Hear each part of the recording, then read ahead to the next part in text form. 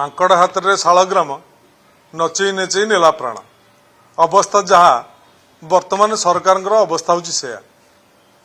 ଏ କଥାର ମୂଳ ତତ୍ତ୍ୱ ରହିଲା ଆପଣ ଦେଖନ୍ତୁ, ଯେତେବେଳେ 1999 ମସିହା ମହାବାତ୍ୟାରେ ଓଡ଼ିଶା ବିପନ୍ନ, ଓଡ଼ିଶା ହାହାକାର, ତା ପରବର୍ତ୍ତୀ ଅବସ୍ଥାରେ ପୂର୍ବତନ ମୁଖ୍ୟମନ୍ତ୍ରୀ ବିଜୁ ଜନତା ଦଳ ସଭାପତି ନବୀନ ବାବୁ ଦାୟିତ୍ୱ ନେଇଥିଲେ।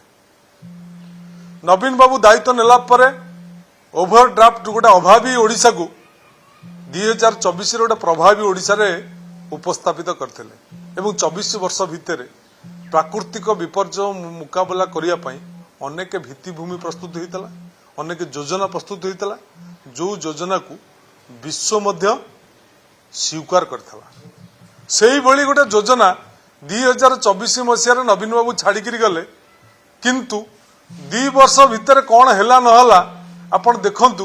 ଗୋଟେ ମଧ୍ୟମ ଧରଣର ବନ୍ୟାକୁ ये सरकार सठिक मुकाबला करिपारला नहीं। ये बन्या मुकाबलारे ये सरकार संपूर्ण रूपे विफल है। जदि बात्या आसीबो कि आ बड़ विपद आसीबो ताहा मध्ये ओडिशावासी मनरे प्रश्नवाची जे ये सरकार मुकाबला करिपारिबो कि नाही।